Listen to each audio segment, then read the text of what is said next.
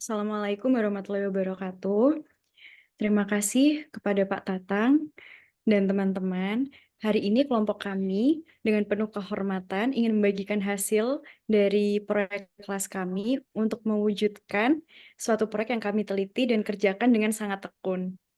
Adapun yang akan kami sajikan yaitu analisis penerimaan aplikasi Antares Smart Water Meter menggunakan teknologi acceptance model atau TAM untuk meningkatkan kualitas layanan. Adapun kelompok kami terdiri dari Ramania Kartikaning Tias, Dian Setiawati, dan Fatika Levela Ivanka. Terima kasih atas kesempatannya dan kami harap presentasi kami dapat memberikan wawasan yang berharga. Oleh karena itu, adapun agenda presentasi yaitu pendahuluan, studi literatur, metode penelitian, analisis, kesimpulan, dan saran.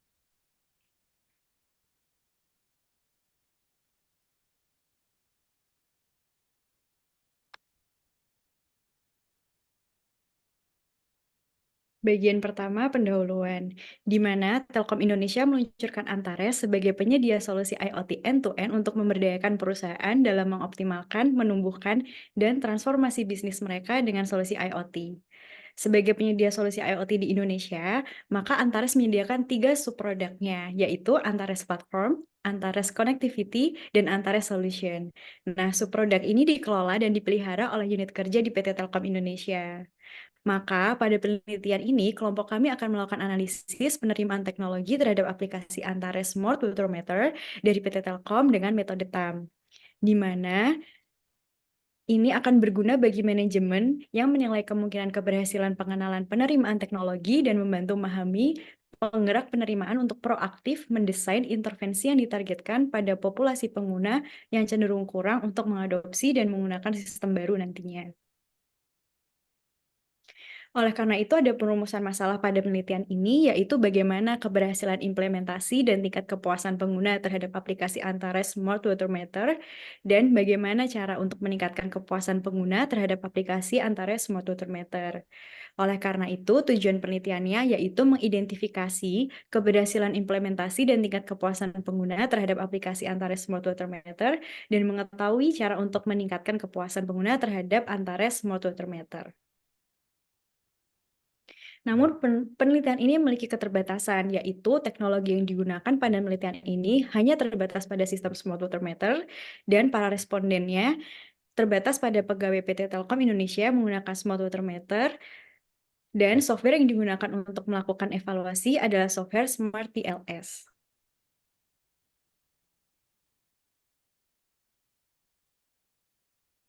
Baik, untuk selanjutnya saya akan mencoba menjelaskan terkait bagian bab 2 yaitu kajian pustaka. Next. Yang pertama adalah definisi dari Internet of Things itu sendiri. Internet of Things adalah suatu deskripsi dari jaringan fisik yang dipasang dengan menggunakan sensor, software, dan juga teknologi lain dengan tujuan agar bisa terhubung dan menukarkan data antar divisi dan sistem lain yang menggunakan internet.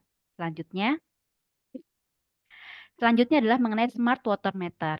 Apa sih IoT Smart Water Meter yang dibuat oleh PT Telkom Indonesia? Gambarnya bisa dilihat di layar.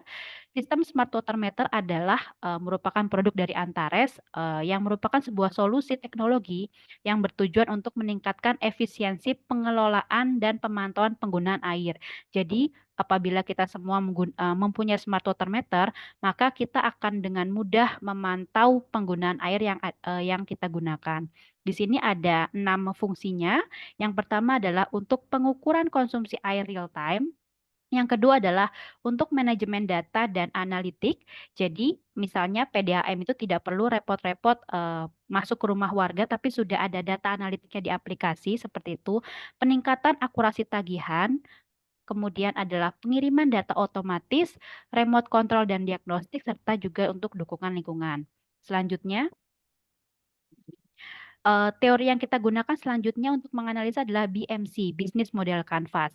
Business Model Canvas adalah alat kerangka kerja strategis yang digunakan untuk mengembangkan model bisnis baru atau mendokumentasikan model bisnis yang sudah ada. Pada penelitian ini, kami menggunakan BMC untuk melihat bagaimana sih bisnis model PT Telkom Indonesia apabila ingin menjual produk IoT seperti itu. Bisnis model sendiri diciptakan oleh Alex Osterwalder gitu kan. Dan di sini dapat dilihat ada 9 elemen penting dari BMC. Yang pertama adalah clients, kemudian value proposition, channel, relationship, activities, partner, resource, cost, dan juga revenue. Next. Teori selanjutnya adalah yang kita gunakan adalah analisa TAM. TAM adalah Technology Acceptance Model.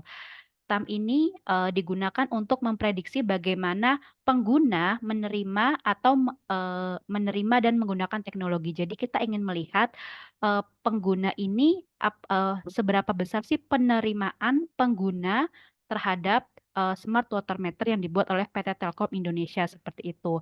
Variabel TAM ini bisa dilihat di gambar. Di sini ada sekitar 6.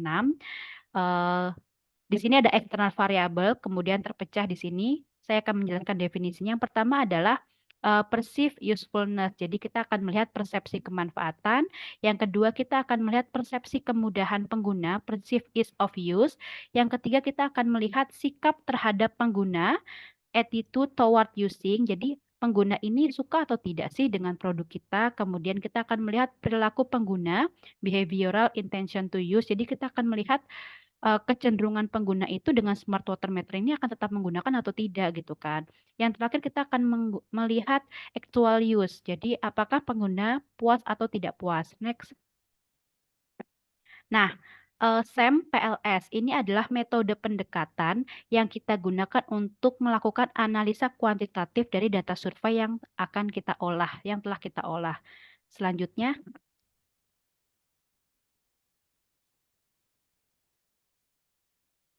Baik, untuk bab 3, yang pertama untuk flowchart yang akan dilakukan pada penelitian ini dimulai dari studi pendahuluan, lalu dirumuskan masalah dan tujuan penelitiannya, selanjutnya perancangan penelitian, lalu penentuan hipotesis, pembuatan kuesioner, pengumpulan data dari kuesioner, setelah itu dilakukan uji validitas dan reliabilitas.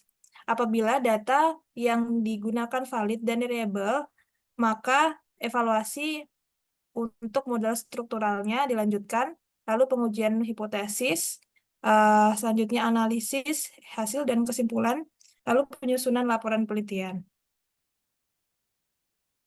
Baik, untuk selanjutnya terkait perancangan penelitiannya sendiri.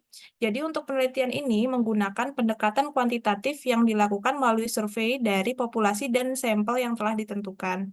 Pengambilan sampel dilakukan secara non-probability sampling dengan menggunakan teknik propositive sampling. Pengguna langsung dari sistem smart water meter adalah para pegawai PT Telkom yang menggunakan sistem smart water meter dan akan menjadi responden dalam penelitian ini. Selanjutnya, untuk bagian di bawah adalah model konseptual yang akan kami gunakan untuk melakukan penelitian ini. Dari model konseptual yang telah didefinisikan sebelumnya, ada beberapa hipotesis yang kami tentukan, di antaranya untuk hipotesis H1A merupakan trust yang berpengaruh signifikan terhadap perceived usefulness. Lalu ada H1B yang mana trust berpengaruh signifikan terhadap perceived ease of use. Lalu ada H2A, yaitu perceived usefulness berpengaruh signifikan terhadap attitude toward using. Lalu ada H2B, yaitu perceived usefulness berpengaruh signifikan terhadap behavioral intention to use. Lalu H3 merupakan perceived ease of use yang berpengaruh signifikan terhadap attitude toward using. Dan ada H4, yaitu attitude toward using yang berpengaruh signifikan terhadap behavioral intention to use. Dan ada H5, yang mana behavioral intention to use berpengaruh signifikan terhadap actual system use. Lalu selanjutnya adalah definisi operasional dari masing-masing variabel yang akan diteliti. Yang pertama, untuk persepsi kemanfaatan atau perceived usefulness, yaitu suatu tingkatan di mana seseorang percaya bahwa pengguna suatu sistem tertentu akan meningkatkan prestasi kerja dari orang tersebut. Di sini ada 3 indikator yang kita definisikan. Yang pertama, bagaimana aplikasi antara smart water meter dapat dengan mudah dipelajari. Dan indikator kedua, interaksi pengguna terhadap aplikasi antara smart water meter jelas dan dapat dengan mudah dipahami. Untuk indikator ketiga, pengguna dapat menggunakan aplikasi antara smart water meter dengan mudah. Selanjutnya, untuk variabel kemudahan penggunaan atau perceived ease of use. Jadi untuk variabel ini adalah suatu tingkatan di mana seseorang mempercayai bahwa penggunaan sistem tertentu dapat mengurangi usaha seseorang dalam mengerjakan sesuatu. Dan kami definisikan menjadi 3 indikator. Yang pertama, penggunaan aplikasi antara smart water meter dalam menyelesaikan pekerjaan sehari-hari. Yang kedua, peran aplikasi antara smart water meter dalam membantu menyelesaikan pekerjaan dengan cepat. Dan indikator ketiga, peran aplikasi antara smart water meter dalam meningkatkan produktivitas penggunaan. Lalu untuk definisi selanjutnya, yaitu variabel sikap terhadap penggunaan atau attitude toward using. Yang mana adalah sikap menyukai atau tidak menyukai terhadap penggunaan dalam suatu produk. Sikap ini dapat digunakan untuk memprediksi perilaku niat seseorang dalam menggunakan suatu produk atau tidak menggunakannya. Dan untuk variabel ini dibagi menjadi 3 indikator. Untuk indikator pertama yaitu aplikasi antara smart water meter menyenangkan untuk dipakai. Indikator kedua, tingkat kepercayaan pengguna bahwa aplikasi antara smart water meter memiliki performa yang handal. Dan indikator ketiga, kepercayaan pengguna terhadap tingkat keamanan aplikasi antara smart water meter. Lalu untuk variabel selanjutnya yaitu minat perilaku penggunaan atau behavioral intention to use, yang mana adalah kecenderungan perilaku untuk tetap menggunakan suatu teknologi.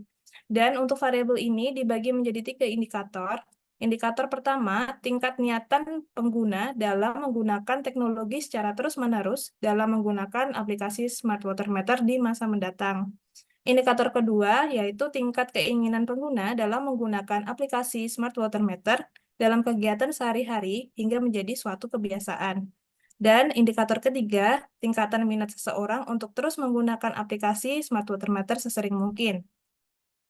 Lalu variabel selanjutnya yaitu penggunaan sebenarnya atau actual system use, yang mana merupakan kondisi nyata pengguna dalam menggunakan sistem. Dan untuk variabel ini dibagi menjadi 3 indikator. Yang pertama, tingkat kemudahan pengoperasian aplikasi antara smart water meter. Indikator kedua yaitu tingkat frekuensi pengguna dalam menggunakan aplikasi smart water meter. Dan untuk indikator ketiga yaitu lama waktu pengguna menggunakan aplikasi smart water meter. Lalu untuk variabel selanjutnya adalah kepercayaan atau trust, yang mana didefinisikan sebagai suatu tingkat kepercayaan atau keyakinan pengguna dalam menggunakan teknologi antara smart water meter. Dan variabel ini dibagi menjadi 2 indikator.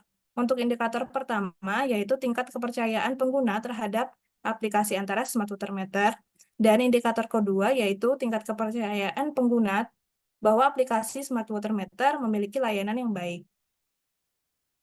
Selanjutnya,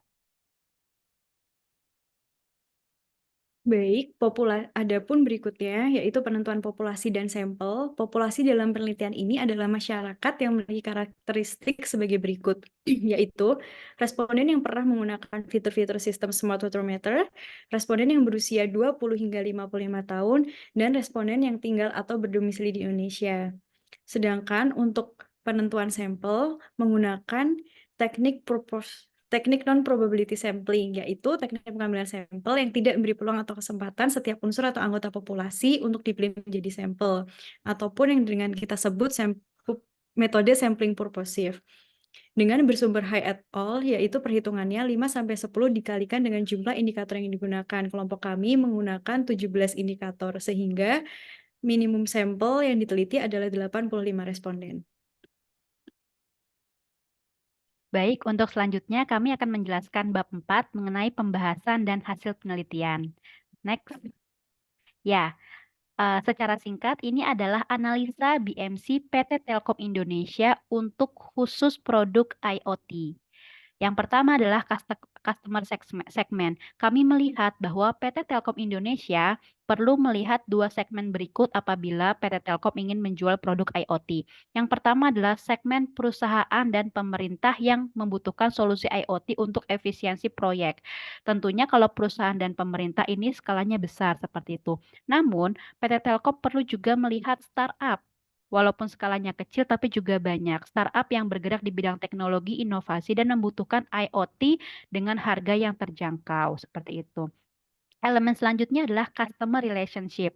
Customer relationship yang perlu dibangun adalah yang pertama adalah konsultasi dan dukungan teknis. Kedua adalah PT Telkom dapat memberikan pelatihan dan workshop. Tentunya customer akan senang sekali karena mendapatkan pelatihan. Apalagi ini merupakan IoT yang perlu ada pelatihan atau workshop untuk dapat menggunakannya. Ketiga adalah kustomisasi produk. Tentu pastinya setiap perusahaan, setiap customer B2B membutuhkan kustomisasi produknya. Selanjutnya adalah elemen channel.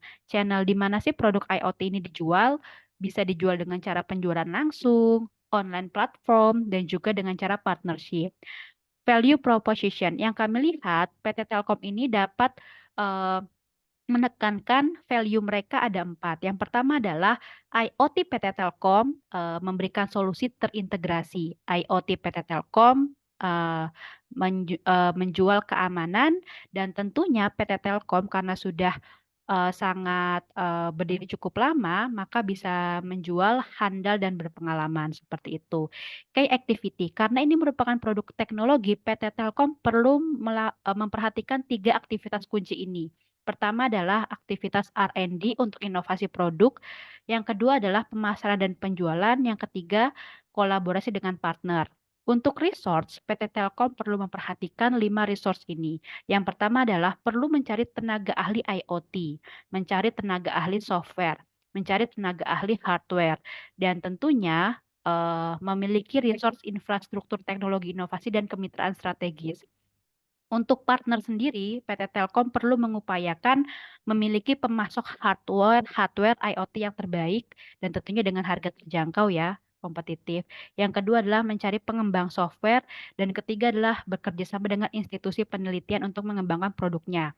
Untuk biaya yang perlu diperhatikan adalah biaya R&D, biaya operasional, dan biaya infrastruktur. Untuk revenue-nya, PT Telkom itu bisa mendapatkan revenue dari penjualan IoT-nya itu sendiri. Tapi yang kedua bisa dengan sistem menjual layanan berlangganan seperti itu kan. Jadi sistemnya itu ada layanan per bulan, bulanan seperti itu. Yang ketiga adalah yang dijual juga bisa dalam bentuk konsultasinya dijual, pelatihannya dijual seperti itu. Next. Baik, berikutnya analisis deskripsi responden, di mana responden pada penelitian ini yaitu mereka yang telah menggunakan sistem smart water meter berusia 20-50 tahun, berdomisili di Indonesia. Dan kuesioner ini disebar melalui Google Form yang kami dapat pada 9 Desember 2023 yang telah mengisi kuesioner didapati sebanyak 25 orang. Dan data responder berdasarkan jenis kelamin dapat kita lihat didominasi oleh laki-laki sebanyak 64% dari 25 responden, yaitu berjumlah 16 laki-laki.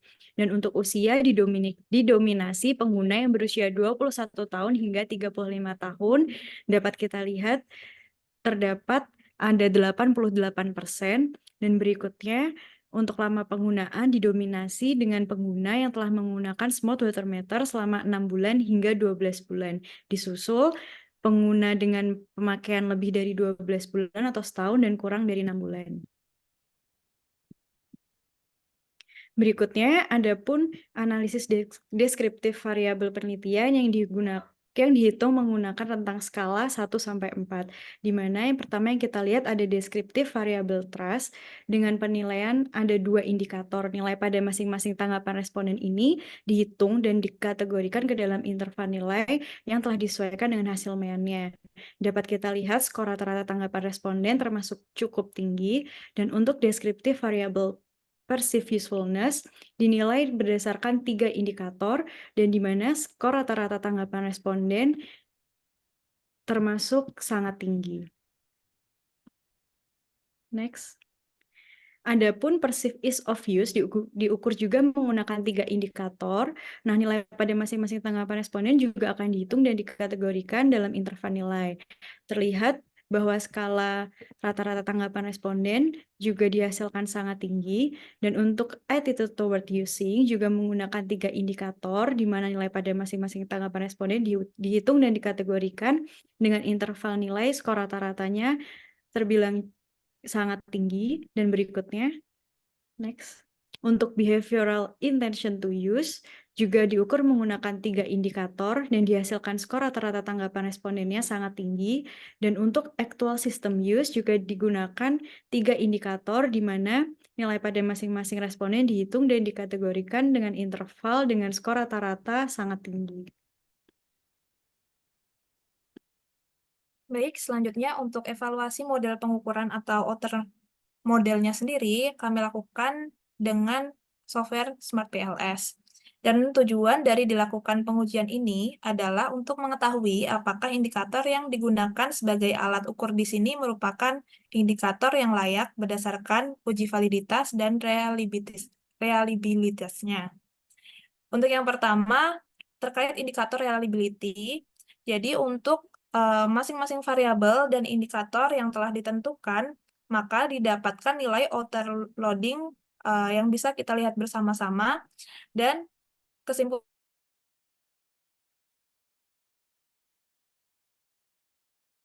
maka dapat disimpulkan bahwa masing-masing indikatornya reliable. Dan selanjutnya,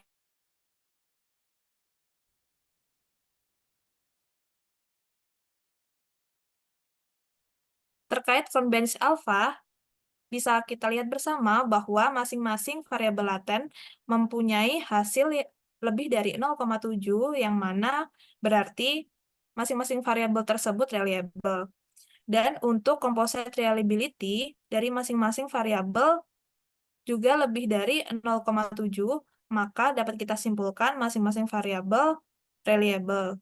Dan selanjutnya untuk uji convergent validity dan discriminant validity bisa kita lihat bersama bahwa untuk nilai FVI masing-masing variabel lebih dari 0,5, maka bisa kita simpulkan bahwa data dari masing-masing variabel valid.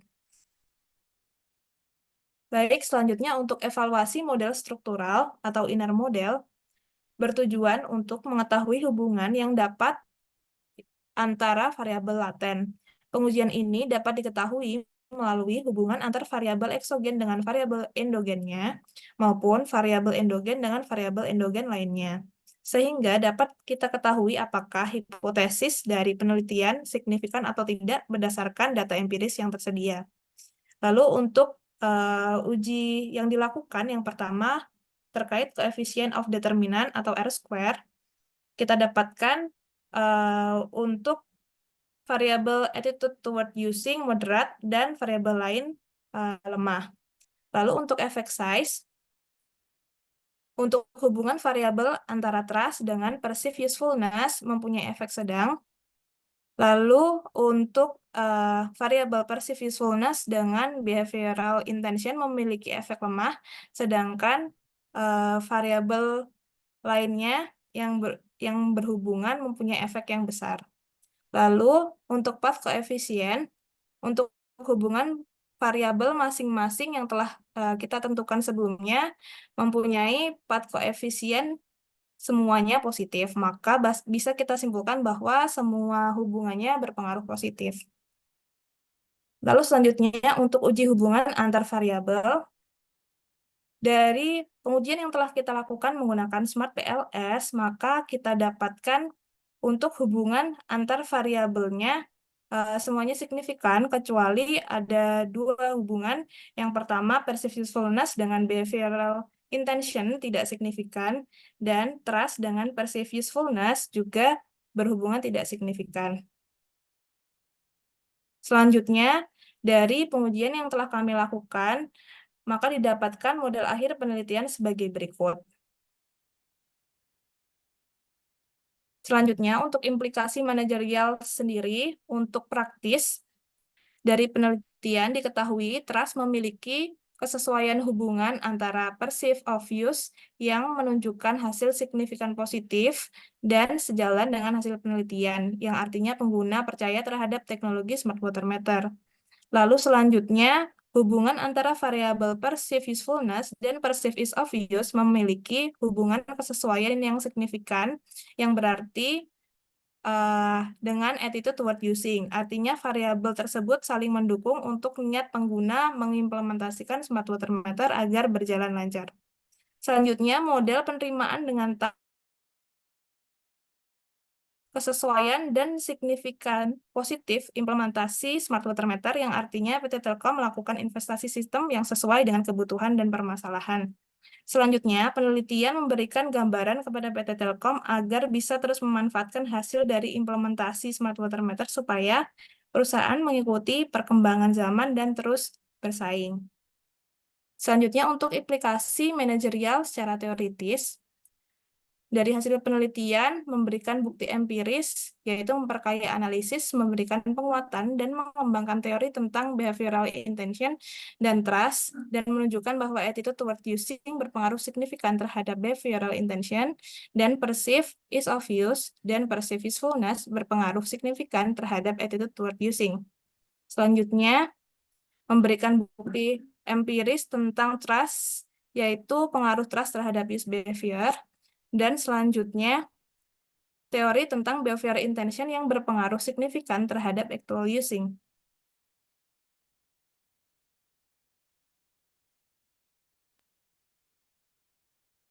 Berikutnya, setelah data dikumpulkan hingga dilakukan pembahasan, kami akan menjelaskan kesimpulan dari penelitian yang telah kami lakukan dan untuk memberikan saran untuk penelitian selanjutnya. Adapun kesimpulan mengenai analisis penerimaan teknologi smart water meter dengan metode TAM1 ini, yang pertama yaitu PT Telkom Indonesia memfokuskan upaya pada perusahaan-perusahaan dalam sektor B2B yang membutuhkan peningkatan efisiensi operasional, seperti manfaatkan solusi IoT, mengurangi biaya operasional, dan meningkatkan produktivitas.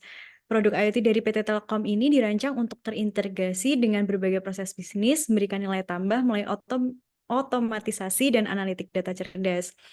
Dan penelitian ini berdasarkan data 25 responden yang merupakan pengguna smart water meter yang dikumpulkan melalui Google Form digital. Dari 17 hipotesis tersebut, terdapat hipotesis yang memiliki signifikasi tidak langsung, seperti trust berpengaruh langsung terhadap perceived ease of use, perceived ease of use dan perceived usefulness berpengaruh terhadap attitude toward using. Attitude toward using berpengaruh signifikan terhadap behavioral intention dan behavioral intention mempengaruhi actual using. Dan kesimpulan yang terakhir dari penelitian ini dapatkan hasil tingkat penerimaan teknologi yang sangat tinggi, yakni dengan tes statistik sebesar 6,657 pada trust, yang artinya smart water meter sudah diterima dan dipercaya dengan baik oleh para pengguna, sehingga berhasil memberikan laporan yang aktual. Smart water meter sudah termasuk sistem informasi manajemen yang user-friendly. Hal ini perlu dipertahankan dan tetap mengikuti aturan perundang-undangan terkait dari peraturan dalam negeri. Selanjutnya, kami memiliki 2 buah saran untuk PT Telkom Indonesia. Yang pertama adalah PT Telkom Indonesia perlu lebih memperhatikan faktor-faktor yang berkaitan dengan performa smart water meter, sehingga pengguna dapat merasakan manfaat secara signifikan. PT Telkom Indonesia juga perlu meningkatkan tingkat kepercayaan pengguna dengan cara meningkatkan keamanan. Kedua adalah perlu dilakukan penelitian lanjutan dengan model penelitian yang berbeda. Berbedanya dari segi apa? Dari segi jumlah sampel yang lebih banyak, tambahan variabel lainnya, dan juga dapat menggunakan objek IoT di PT Telkom lainnya. Demikian presentasi yang dapat kami sampaikan. Terima kasih banyak. Semoga kita semua mendapatkan kebermanfaatan dari penelitian ini. Terima kasih. Assalamualaikum warahmatullahi wabarakatuh. Waalaikumsalam warahmatullahi wabarakatuh.